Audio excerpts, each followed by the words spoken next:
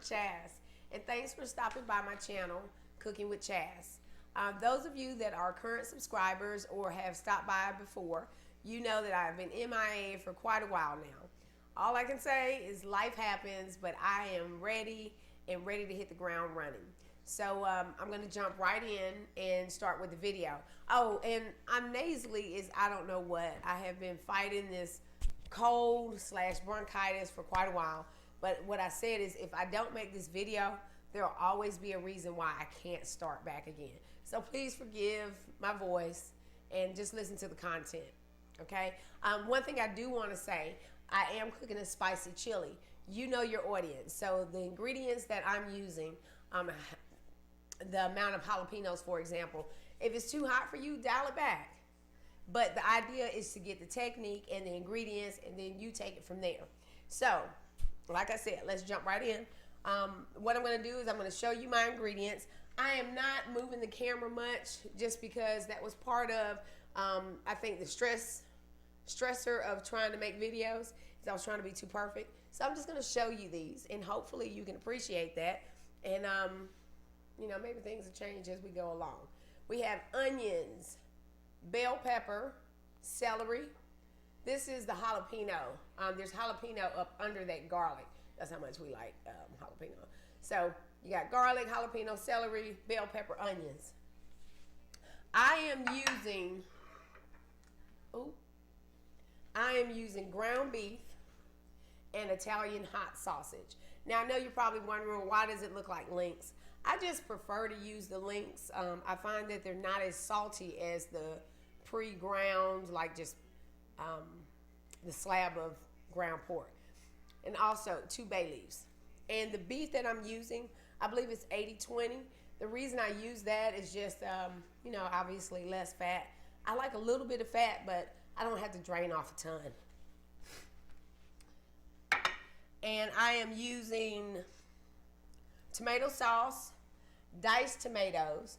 I like to use stewed tomatoes, so just use whatever you have in your pantry. Chili is a really easy and flexible dish. Don't get so caught up in the exact ingredients. Tweak it, like I said. I prefer kidney beans. I use the dark red kidney beans. Some people use pinto beans. My mother-in-law, she preferred the pinto beans, but I like kidney. So I think that pan is hot enough. I'm going to put the ground beef in, a little bit of that. Like I said, a little bit of sizzle. A little bit of pork. So I'll try to make sure it's all mixing in well.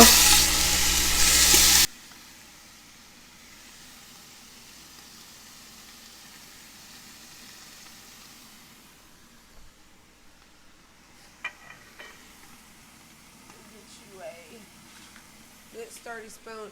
I usually like to use a wooden spoon, but I don't see one. So it's probably in the dishwasher.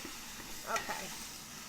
So, like I said, I try to make sure that all that's mixing well together. So you just get in there and break it up. Okay, I'm just going to break it up. I let that go. I don't let it completely brown. Some people do. I don't. I would say let this go on the high heat for about 3 to 4 minutes. Enough to get that fat cooking, bubbling, that we can pour it off.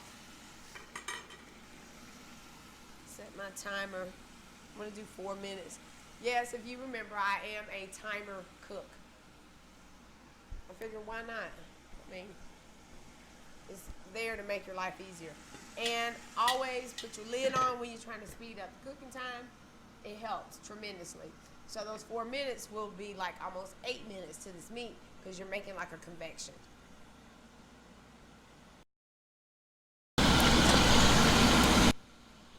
So my timer's about to go off.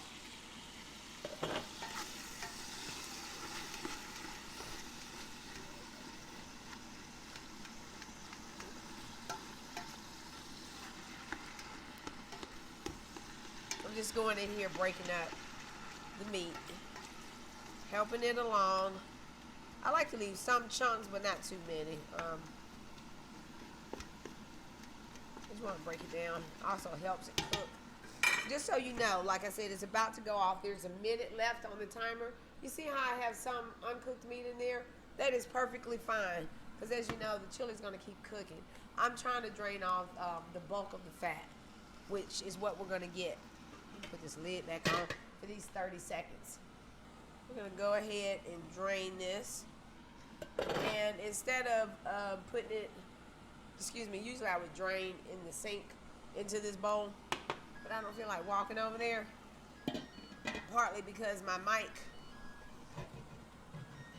Let's see if I can do this without making a mess. Let's try it.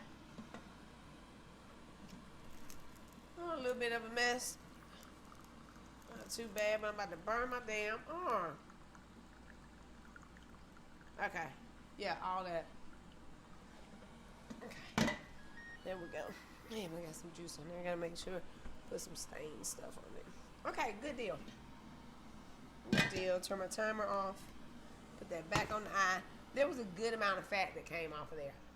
Look at that. See how big this container is? That's how much fat. So you want to make sure that you always drain that. It's like super gross. You'll be able to taste all that fat if you don't drain it. All right, so now going in, like I said,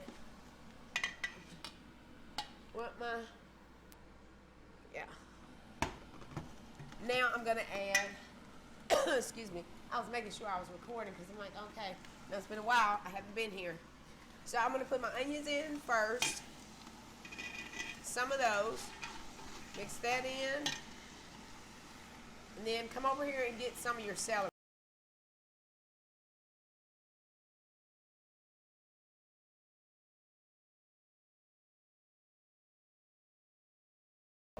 So my timer is about to go off. I have 27 seconds. It's more than enough. So at this point, we are going to add our bay leaves because we're about to add liquid. You never want to add your bay leaves to like in the beginning when I was letting the vegetables cook.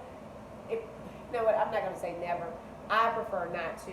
Because what I think is that leaf is already dried. It's already dried, so it's brittle. If you add it in the beginning like that, you have a chance of it breaking down. It's not going to throw your flavors off. It's just going to make it hard to fish it out. All right, so I added my diced tomatoes and my tomato sauce. I like a chili that is loose. So I like my liquid loose. Yeah. You know what? One ingredient that I forgot, the most important. Excuse my cord. Yes, I'm good with my is my chili powder. How can I make chili without chili powder? I started looking at it and I'm thinking, something's missing. Yeah, well, all right, so based on your level of hot and what you're looking for, add your chili powder. Once again, I told you we love heat here. Now, don't get me wrong, we temper it with like sour cream, cheese.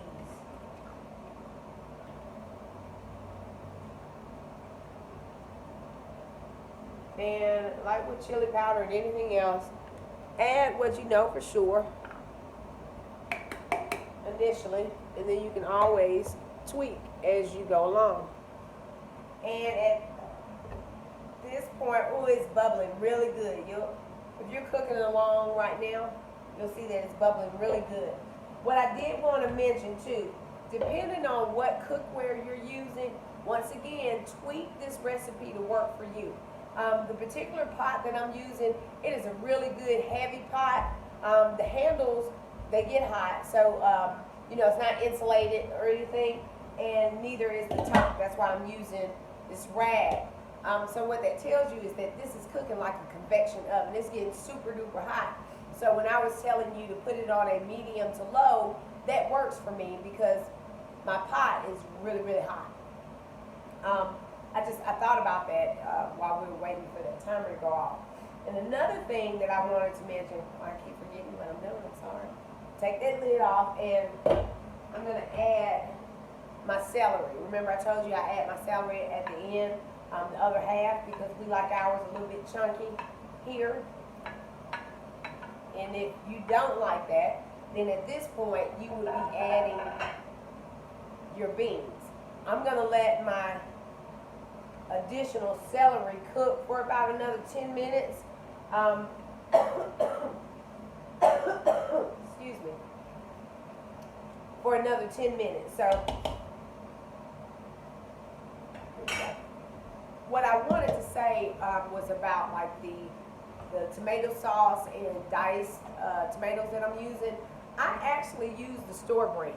And the reason I do, for the longest, I used to always buy the name brand. You know, I'm not going to call any names because this is not a sponsored video, okay? But my mother-in-law, she pointed out to me that it really doesn't matter what tomato sauce that you get, Chastity, because you add so much fresh ingredients. And I thought about it. She's absolutely right. I mean, I'm adding the things that are supposed to take the name brand tomato products, tomato sauce products, I should say, to the next level. So don't be afraid to save a couple of pennies, man, on the store brand, especially when they go on sale. Sometimes the store brands are like 50 cents, 40 cents a can. Just a tidbit, thought I'd share. So 10 minutes on this celery, and then after that we'll add the kidney beans, which once again I buy store brand with that too. And we'll have this wrapped up in like 20 minutes. So my timer has gone off, and we are ready to add our beans. Like literally, we're done with the chili. A lot of people like to cook it all day. No knock against them. If that's how you do it, if you want to take this recipe and let it cook all day. Alright, so I'm just stirring that up before I add my beans, my store brand beans. I'm not going to show you what brand, store. But I just drain them and then rinse them 2 or 3 times. And if you like beans, like my mom, she loves them. So she puts 2 cans and she uses 2 pounds of meat. I find 1 is enough for me. Alright, so stir that up. Now you are adding a new ingredient, right? And you should always season as you go. So I'm going to add some pepper for those beans and a little bit of salt. Just a little bit. Now if I was just using ground beef, I might use more salt, but you got to remember the salt content of the meat that you're using. So I have that Italian sausage in there, so that's adding salt of its own. All right. So now everything is in there. I'm going to show you. Okay. Yeah, I'm making sure I'm not going to spill it on my counter. Oh, that looks so good. But you see how loose it is? That's how I like my chili. If you like a thicker chili, you can always add like a little bit cans of tomato paste. Add like, I would say 1/4 of that to a half. No more than that. Otherwise, you're going to have some real thick, gloppy stuff, which is gross in my opinion. But, and I'm going to let this cook for another 20 minutes. And what I like to do is I take that heat up extremely high, like max. Whatever your pot can stand. Get it up to a boil, like a rapid boil. Drop it back down to, for me, a 2 or a 3, which is a medium low. We are ready to wrap this video on up. Oh my goodness, it smells so good in here. So what I like to do to serve it up, first off, because it is a spicy dish, you need to let people know, if you decide to go the spicy route, that it is spicy. And the way that I do that is I put excuse me, I put 2 jalapenos on top.